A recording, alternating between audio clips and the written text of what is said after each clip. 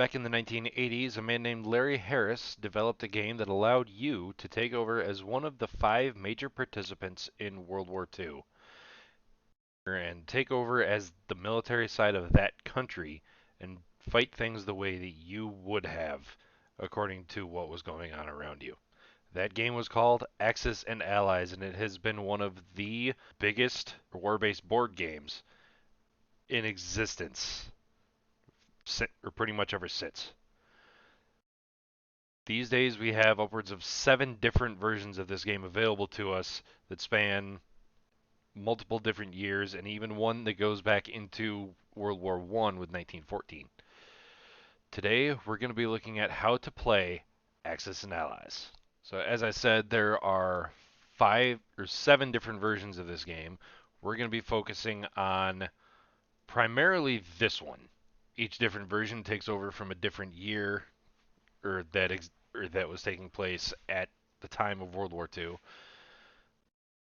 or except for the 1914 edition, which is World War One. That one I have not played. I do not know how to play, so I will not be covering that in any of these playthroughs.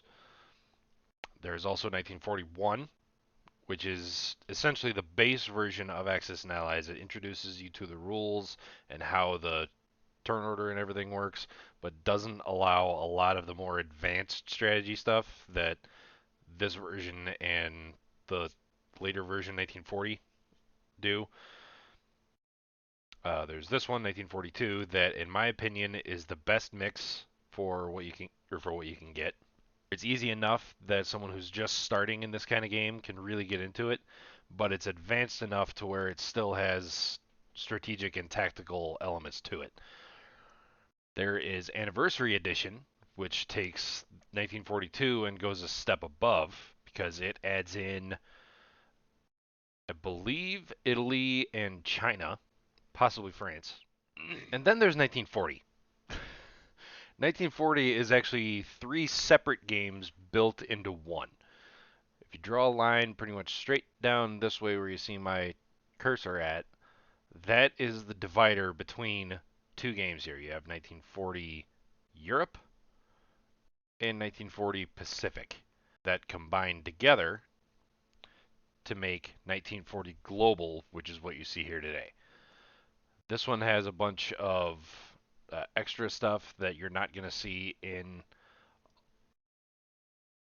the lower versions of the game, such as 1942, the one that we're going to be going over. But I wanted to highlight and show that this is definitely a thing. So as stated before, you are taking over as one of the 5 major countries in the conflict of World War II. Those being Germany, Russia, the United Kingdom, Japan, and the United States. Beginning with Russia, then going to Germany, then the UK, then Japan, then the US, and back to Russia. Each turn will consist of 5 different steps: purchase units, combat move, resolve combat, non-combat move, deploy units. How you determine what units you purchase? You go by this chart. Look at how many IPCs you have. IPCs is industrial production credits. That's the currency of this game. You get IPCs by controlling different regions. Now, unlike in other games where you can just go out and grab a certain region, each and every region in this game is already spoken for. So IPCs are going to be trading hands a lot. And if you count everything up for everybody, you will see that their numbers match up with what they have on their charts. You purchase these different units going by the cost for each unit. And you set those to the side. Then you go into your combat move. Unlike in Risk, where you get all your units in the beginning of your turn, you don't get your new units until the end. Your combat move is you would take, for instance, these 3 infantry in Russia, or in Belarusia from Germany, into Karelia, and you do all of that all at one time. So all of your combat moves are already set in stone by the time Resolve Combat hits. Keeping in mind keeping in mind, referring back to this chart, the different movement ranges that each of the units has, and a couple other things that we won't get into in this video because that's more strategy-based stuff. Or then you resolve combat. That's when dice come in.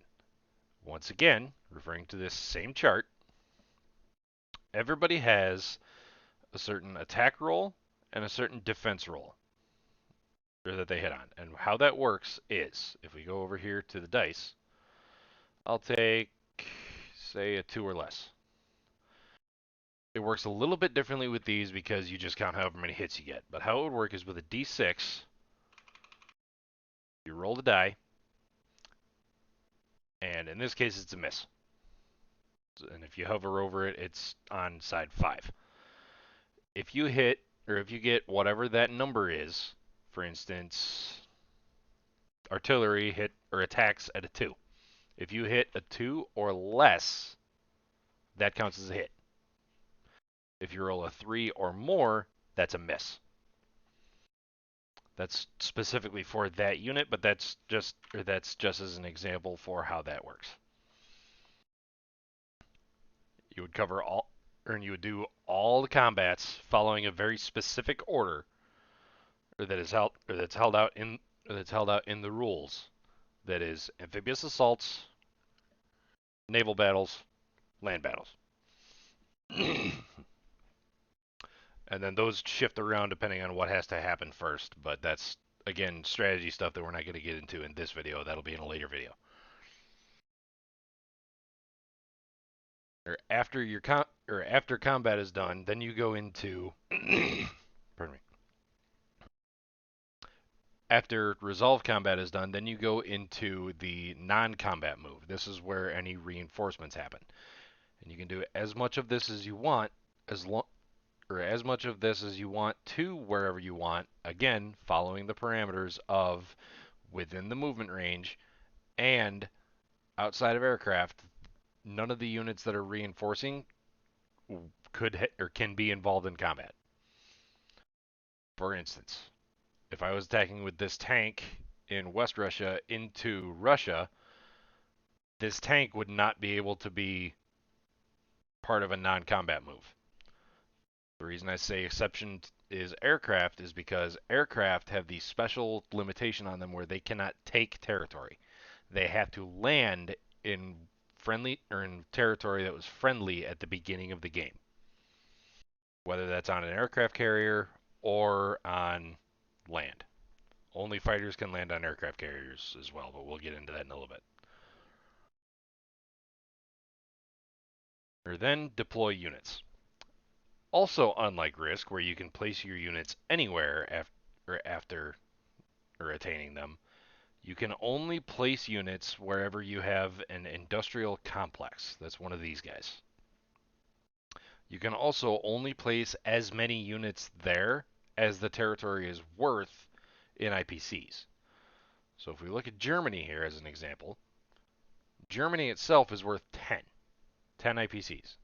So you could, if you had them to spare, place 10 IPs or 10 units in Germany. You cannot place 11, cannot place 12, only 10. Italy, on the other hand, can only place 3. Can place less if you want, cannot place any more.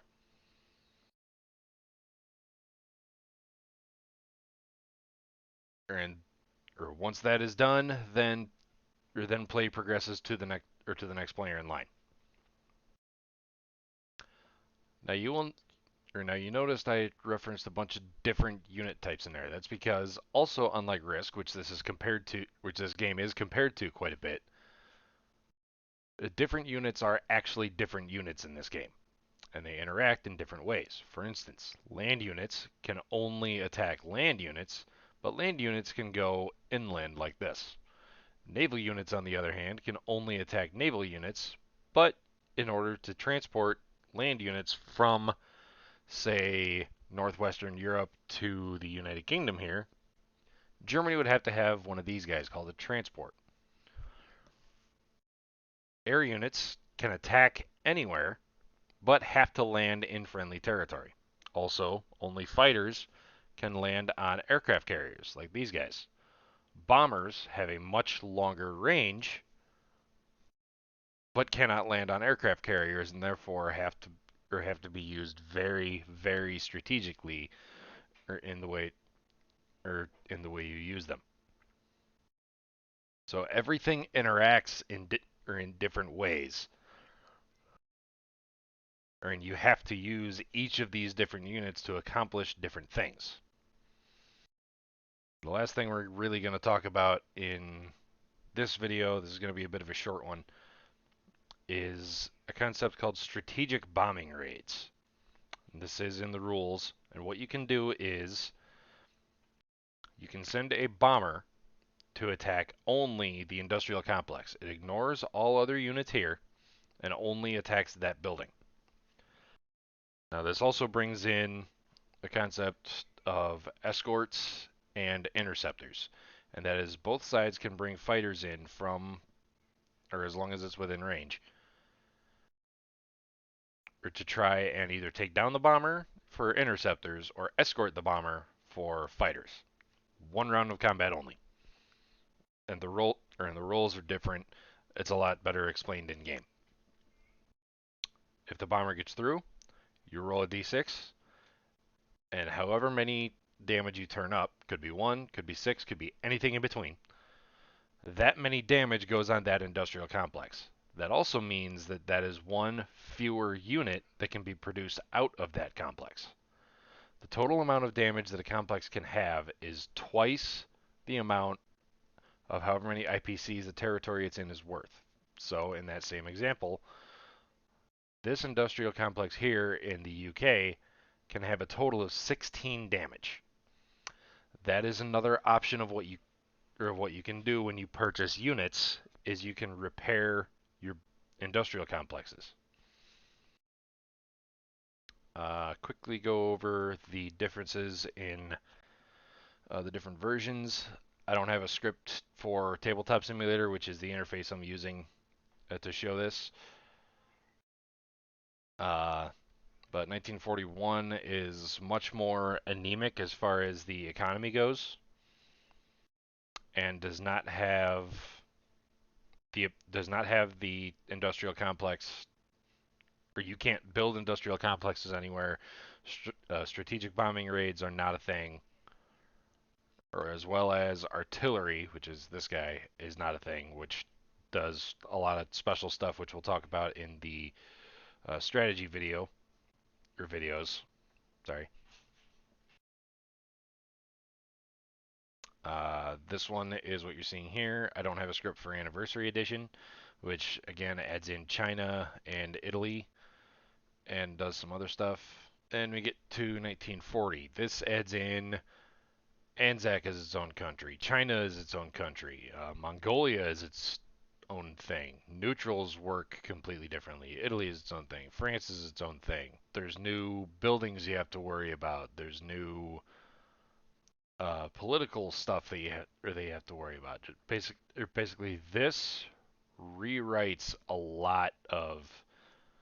It keeps a lot of the same rules, but there's a lot of things that are either added or changed. This specific version of the game is going to warrant its own video, or simply because of how intense the rules are for this. But that is everything for this video. This is actually, as far as rules go, this is a fairly easy game. This is a very, very mentally taxing game as far as strategy is concerned. So I hope you guys enjoyed this video. If you want to see gameplay of this and more like it, be sure to follow me on Twitch and Instagram, twitch.tv/redneckgamer92 and instagram.com/redneckgamer92. More videos on this are going to be coming out in the future, including strategies and national breakdowns as far as new players and all that goes. If you like this video, be sure to hit the like button, and if you want to see more, be sure to subscribe. But this is everything I got. We'll see you guys later.